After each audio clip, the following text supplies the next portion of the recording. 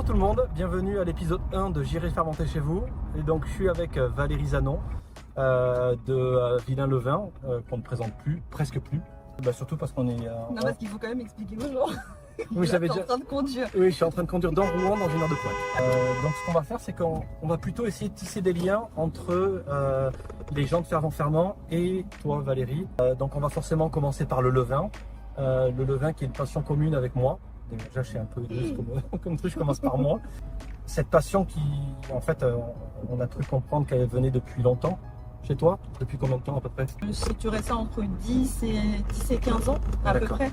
Dans les autres points communs que tu pourrais avoir avec les membres de l'asso, moi j'ai remarqué, j'ai noté que tu aimais beaucoup la cuisine du monde. Tu avais un côté, même sans forcément trop voyager, un côté un peu globe-trotter. Et donc ça c'est un point commun que je trouvais beaucoup avec Malika et Rachel. Parce que je sais que tu as vécu en Égypte, tu es d'origine italienne. Ouais. Mais ça te vient d'où cet amour des cultures et de la cuisine du monde. De la cuisine du monde, en fait. C'est venu comment? En fait c'est la première cuisine finalement que j'ai appris à prendre en main. Ouais. Déjà de par ma mère, de par ma grand-mère, voilà, pour le côté italien, ouais. on va dire. Après, le reste, toutes les cuisines d'Afrique du Nord, d'Asie, etc. On va dire que c'était beaucoup mon entourage en fait de l'époque. Donc c'était le milieu qui faisait ça. Et j'ai quitté la maison quand même assez tôt et du coup il m'a fallu faire mes armes un petit peu en cuisine. Donc ouais, c'est ton expérience de vie qui fait que ça t'a rapproché au quotidien de... D'accord, ok. C'est ça, on va dire que les premières cuisines que j'ai approchées, oui c'est vrai, c'était pas la cuisine française. C'est resté, c'est-à-dire que c'est vraiment resté parce que c'est une cuisine colorée à laquelle je me suis habituée, avec des mélanges de saveurs, d'épices, des recherches de contrastes quand même assez élevés et qui me sont restés. Et j'ai toujours gardé en fait cette appétence pour la cuisine du monde. Super. Dans ce sens-là. D'accord. Et j'ai découvert la cuisine française sur le tard en fait. Entre points communs, alors ça c'est quelque chose qu'on voit souvent sur ta page Insta, c'est ton côté un petit peu artistique. Enfin du coup plutôt comment dire, c'était ton métier de graphiste qui fait ça.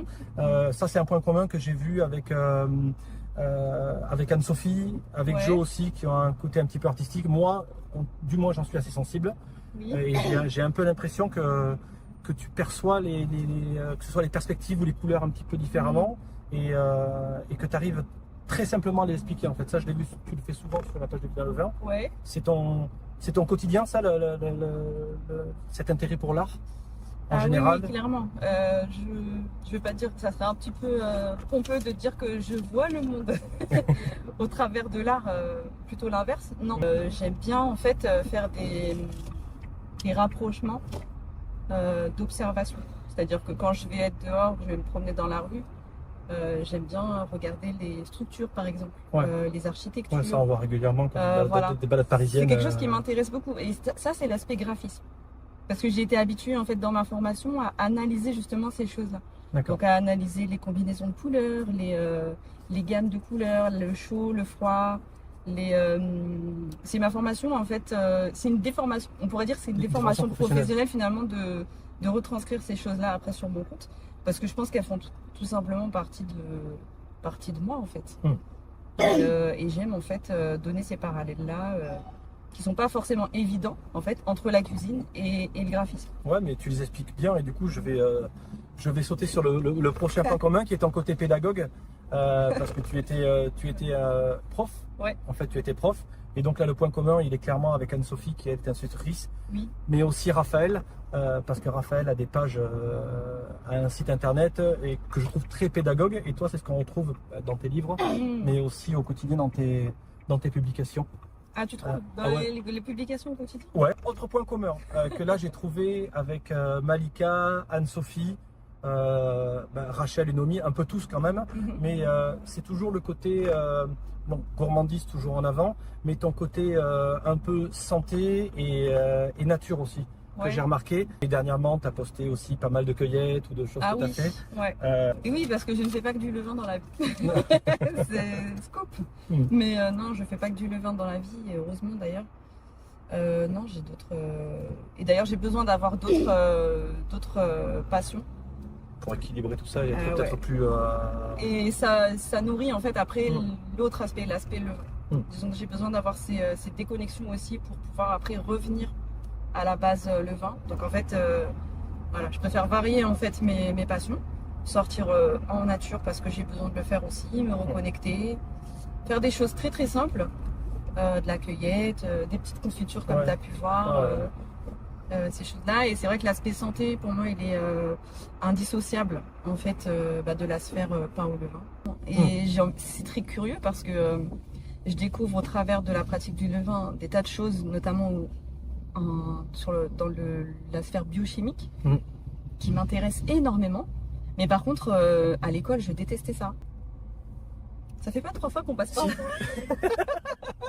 Mais en fait, je tourne en rond. J'essaie de trouver des axes où il n'y a pas trop de feu. On fait le tour de Rouen. Du coup, le prochain point commun, alors je ne sais pas si je l'ai bien intitulé ou pas, mais c'était quelque chose. Alors, j'ai mis geek et média, mais c'est pas geek que je pensais. Mais c'est vrai que tu as toujours été. Je trouve que tu es toujours un petit peu à l'affût et à la pointe dans tout ce qui est communication et dans les médias. Enfin, du moins, c'est mon point de vue. Et chose que je trouve en point commun avec Raphaël et avec Joe et avec moi aussi. Parce que, bon, tu as ta page Insta. Bien avant ça, tu avais le Coconut Blog. Ouais, le blog de cuisine. C'était quand même assez avant-gardiste. En 2007. Donc c'était quand même. Enfin, je vais pas dire avant-gardiste, mais c'était culotté de faire ça. C'était les débuts des blogs de cuisine. Ouais. Donc, t'as le podcast. T'as le site. T'as ton site. Oui. T'as Facebook. T'as Instagram. T'as Twitch. Non, t'as pas Twitch encore. T'es sur X. Non. Je trouve qu'il y a toujours même si les savoirs que. Enfin, tu parles toujours de choses qui sont de savoirs ancestraux ou de. T'es quand même, je trouve, à l'affût et t'es toujours un petit peu une petite longueur d'avance pour dynamiser. J'aime bien les nouvelles technologies. C'est clair que je peux pas faire sans parce que c'est des médias en fait qui m'attirent énormément. À notre époque, même si on veut faire passer des messages autour de savoir-faire ancestraux, finalement d'artisanat, de choses santé, etc. On est obligé en fait de passer par ces canaux actuels qui n'iront que en s'agrandissant, que en s'enrichissant, etc.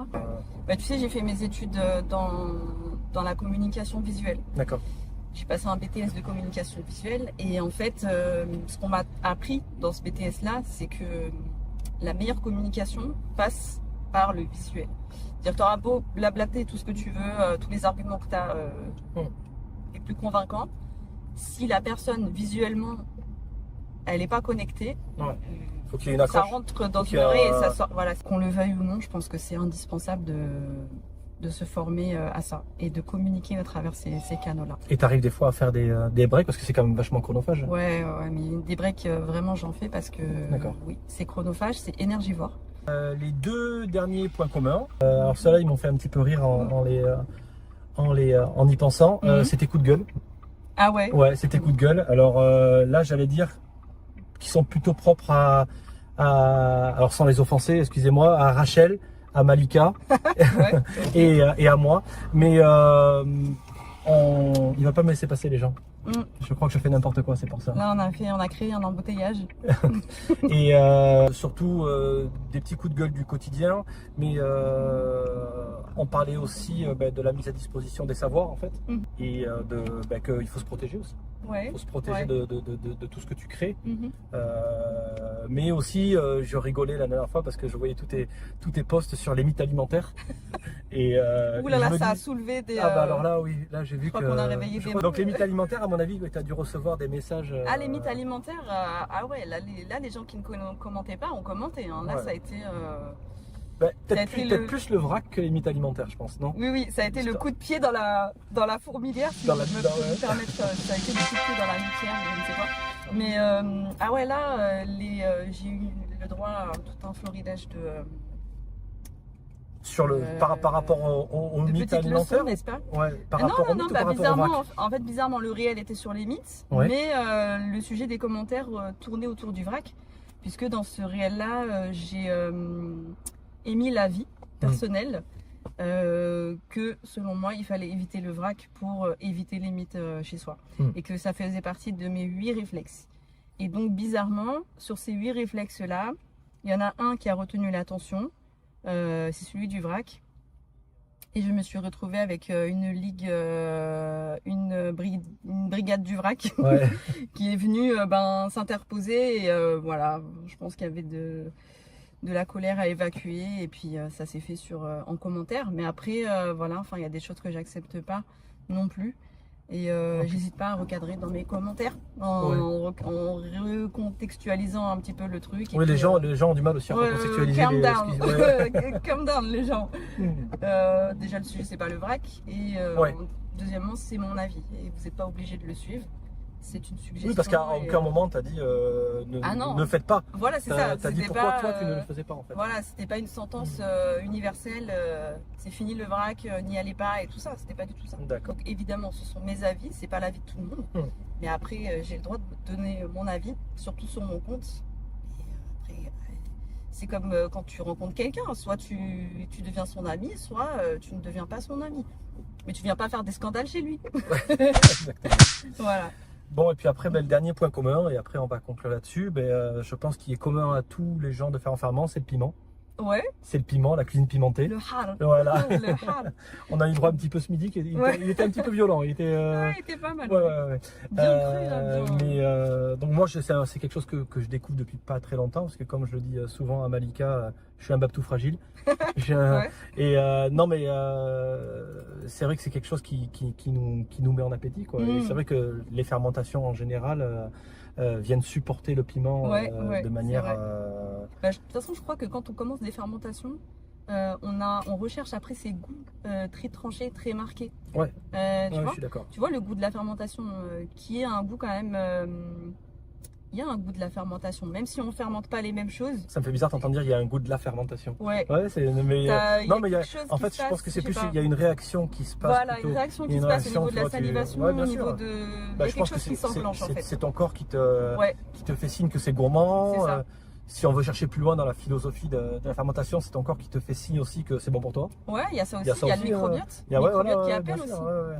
Parce que quand vous mangez des aliments fermentés, votre microbiote s'habitue. Et sans le vouloir, c'est le microbiote en fait qui demande en fait ces nourritures-là. Mais des fois, on croit que les choses viennent de nous, mais en réalité, ça vient de l'intérieur. Oh. Hallelujah! Holy shit! Donc, ouais, tout à fait. Mais concernant le piment, ah oui, surtout en fermentation, et il y a quelque chose de violent qui se passe. Mais en même temps, le piment, voilà, c'est addictif. C'est très addictif. Mais ça, c'est vraiment un point commun qu'on a avec tous, et je pense quasiment toutes les personnes qui font des fermentations. Je pense. Est-ce que tu penses? Je pense que quoi? Est-ce que tu penses en général que tous les gens qui font de la fermentation ont à un moment donné une appétence pour le piquant? Tout le monde se teste rapidement au kimchi. Et je pense que c'est le kimchi qui est le palier, parce que on fait tous un kimchi, on se plante tous, on met tous 3 tonnes de gochugaru, on fait ça arrache, mais qu'est-ce que c'est bon. Et après on arrive à se doser et on se dit ah oui mais attends, quand tu arrives à doser, à trouver ton piment aussi, parce qu'il y a des piments. Il y a des piments, ça c'est. Il y a piment et piment, ça voilà. c'est sûr. Et je pense que très vite ça sublime les plats en fait. Moi j'ai été élevé au harissa sur le coin de la table, même tu passais à côté, tu pleurais. Et maintenant j'ai beaucoup de mal à manger sans piment. Alors c'est pas des choses qui arrachent, j'aime pas, mais c'est toujours des choses qui viennent soutenir un plat, qui viennent. La petite sauce piquante là sur le bord de l'assiette. Exactement. La petite purée de piment là. Exactement. Donc voilà, on a fait le tour des points communs entre Valérie Zanon et Ferrand-Fermand. Très contente d'avoir tous ces points communs. Voilà, ouais, c'est pas mal. Ouais. C'est pas mal. Peut-être pour ça qu'on rigole bien ensemble. Sur mon aile. Voilà. Voilà, c'est fini. Donc je ne sais pas quand est-ce que sera diffusé, ni sur quel format sera diffusé cet épisode, mais il y en aura d'autres. Et on vous tiendra au courant. Pour les découvrir en tout cas. Voilà. Et merci de m'avoir invité. Avec plaisir. Allez, à plus. Au revoir. Salut. Je crois qu'il y a la police derrière. C'est la police? Non, c'est pas la police. T'inquiète pas, Alexandra. Il y a ma fille, il y a ma fille derrière. Hein, vous inquiétez pas. T'inquiète pas.